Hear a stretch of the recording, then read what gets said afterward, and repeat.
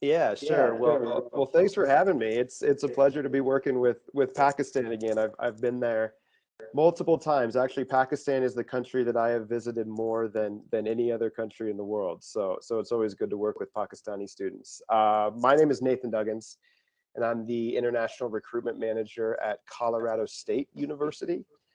Just to give you an idea of the type of university we are, we're a large public institution. We have about 35,000 total students, about 80 different bachelor's degrees, 60 different masters, and 20 to 25 PhD doctorals. So um, pretty much anything that students are looking for, we have it. We give scholarships, we give credit for A-level courses. We can get into that a little bit later.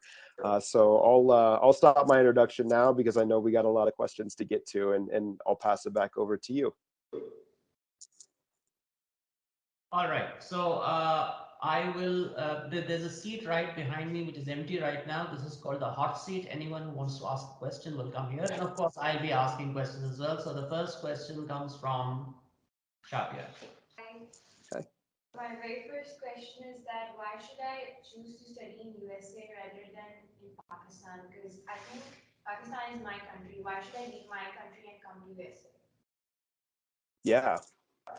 Well, first off, I commend you for being the first one in the hot seat and asking the question. That's that's not the easiest thing to do.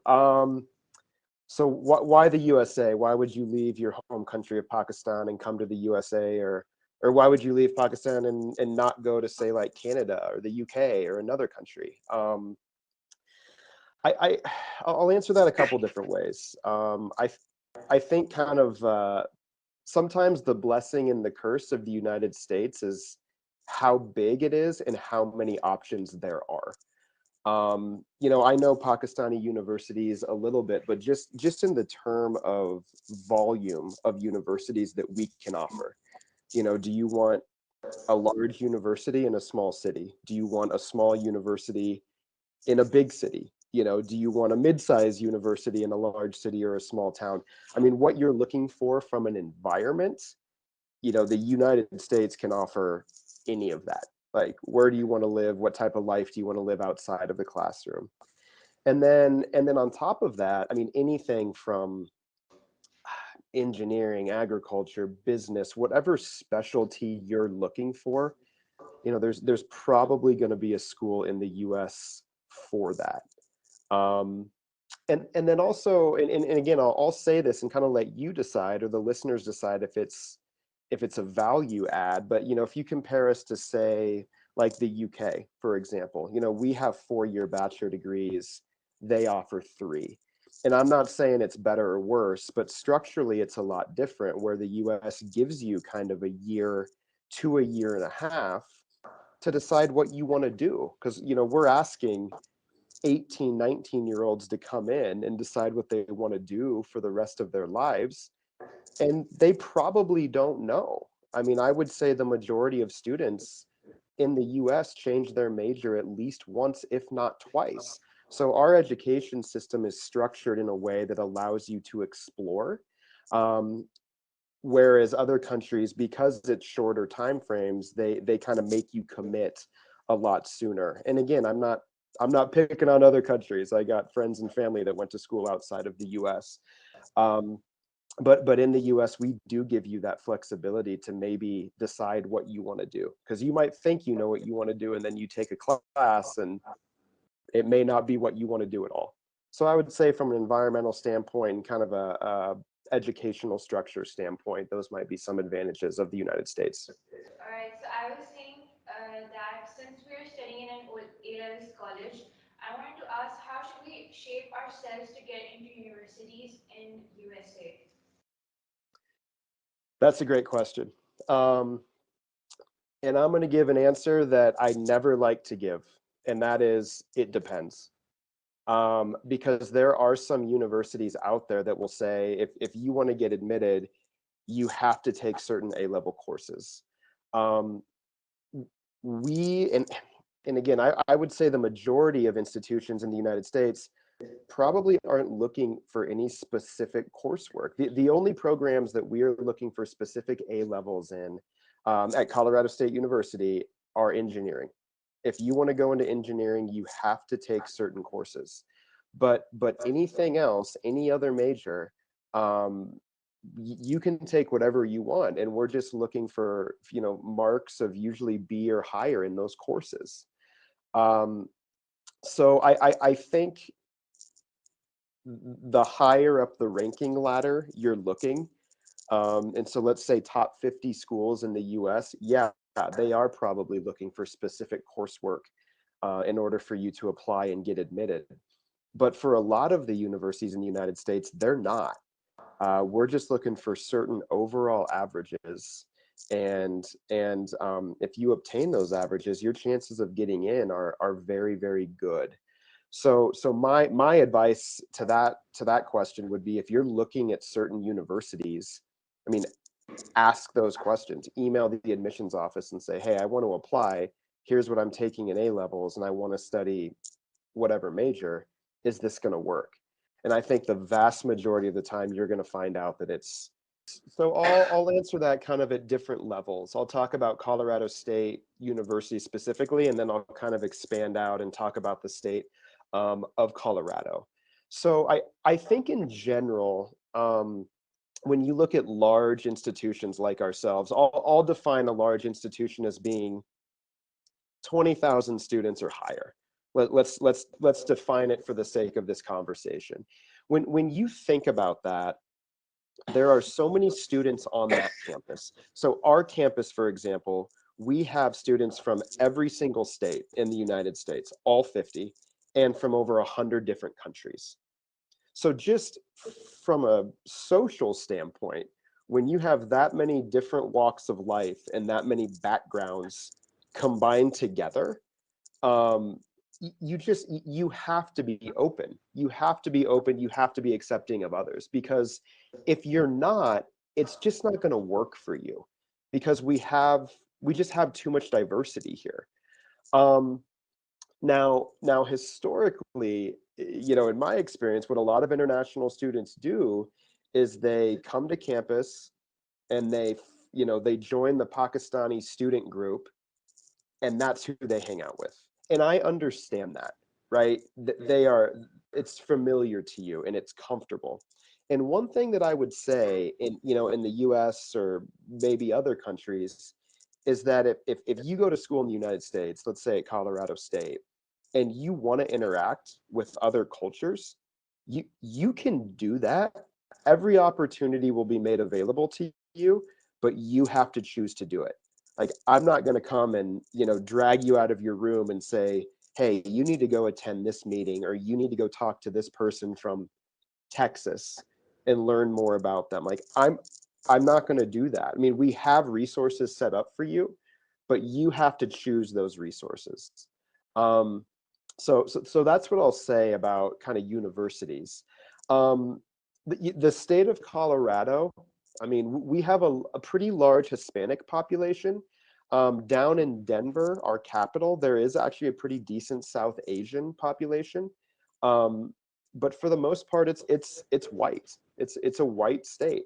If you compare it to other states, I'm trying to think of other like major population centers in the US. Dallas, LA, Miami. Yeah, those are some of the biggest cities in the country that are going to be way more diverse than us. It's kind of the diversity, or most of the diversity, is on the coast, and then as you get to the center, it becomes less and less diverse. That's changing in Colorado. Colorado's becoming an incredibly popular place to live because it's just got such a high quality of life, because it's very naturally beautiful. I mean, will you be discriminated against? We don't have high volumes of that on our campus. Again, because the diversity on our campus is so high. And I think that you'll find that on a lot of university campuses. There's people from all walks of life. So there's just not a high volume of discrimination because so many backgrounds are represented on the campus of them. What I can tell you is that Colorado State is a tier 1 research institution. basically meaning the amount of research funding that we receive is in the top 10% of universities in the US. So if you're looking at it from a research standpoint, Colorado State is in the same conversation as like a Stanford, UCLA, University of Michigan. Like you can compare us to those universities when it comes to research because we get so much money to conduct research. Now, why that is important to you, say coming in and studying a bachelor's degree in physics, is that you'll get the opportunity to do research at your bachelor's level, where historically a university who maybe has less research funding, you have to wait until you're getting your master's degree. A lot of the research is reserved for students doing a master's or a graduate program. Whereas here, because we have so much research money, a lot of our undergraduate students are able to conduct research, which is really helpful for applying to master's programs or applying to jobs, because you're going to have experiences from a research perspective that other students may not have. So I know universities like to say, yeah, like, we're tier one and we get, X amount of dollars for research, and you as a student have no idea what that means. Like it's just something we put on a brochure, but that is what that means. It allows you to do research at the undergraduate level because we just have so much money to do so. Participant. Hi, I'm Irene.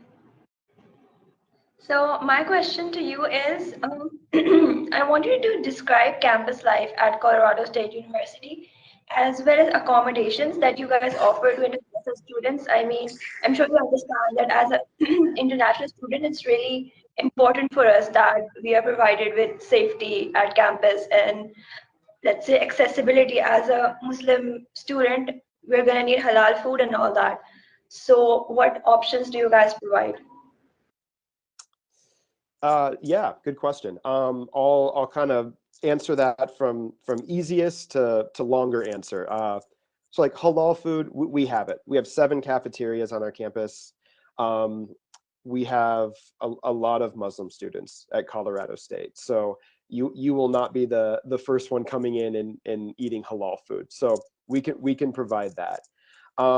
In terms of, say, like safety and, you're a Muslim woman, and what does that look like? And in terms of room assignments, we have 13 different residence halls on our campus.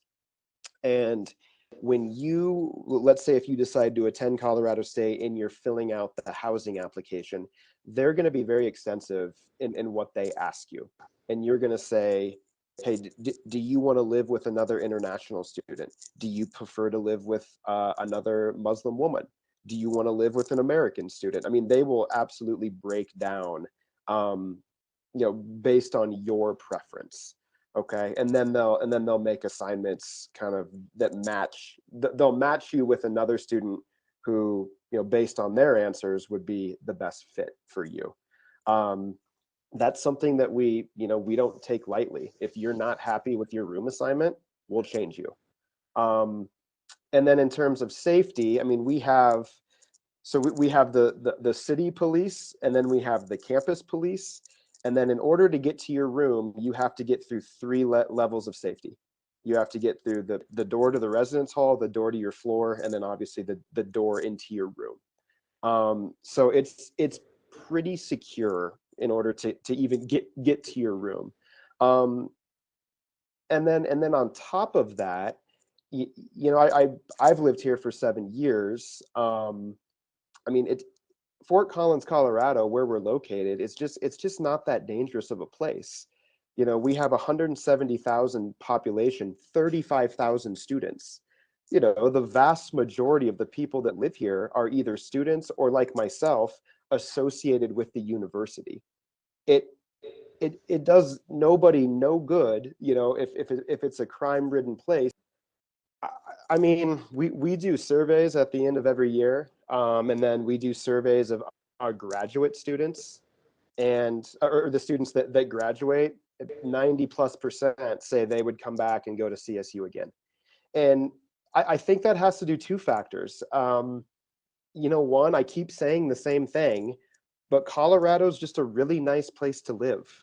Um, it's not, you know, we have Denver, our capital, which is about 3 million people, but it's, I mean, it's nothing compared to Karachi. I mean, I've been to Karachi multiple times. I mean, we don't have a city in the United States that compares to Karachi. We just don't. And so, like, in terms of like being out in green space, walking around, riding your bike, getting to natural areas, like beautiful areas. I mean, this isn't something that we just do on vacation. It's something that we get up and live every day. I mean, I can see the mountains right here. And so I think that that factors into kind of this everyday quality of life that, you know, it's kind of under the surface, but it's always there.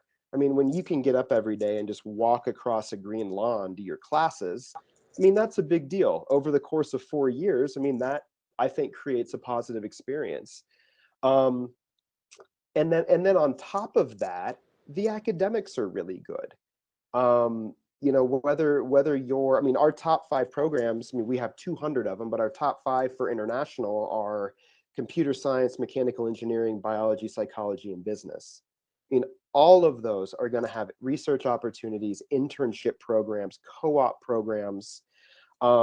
We have people in our career center that specifically work with international students to get them jobs and internships, because, you know, the work visa process is a lot different than a domestic student. So, I mean, I think it's a combination of all of those factors that add value. Our average starting salary for international students is around 60,000 USD per year. That's an average across all of our majors. So you know, when I talk a lot about CSU, I know international students want to focus on the academics purely, which is good. We want you to come here and get a degree, but I think life outside of the classroom is just as important, because you're not going to be studying all the time. And we don't want you to study all the time. That sounds horrible, right? We want you to have a little bit of fun too. And so I think the environment, you know, around the campus and around the town is just as important as what you're doing in the classroom.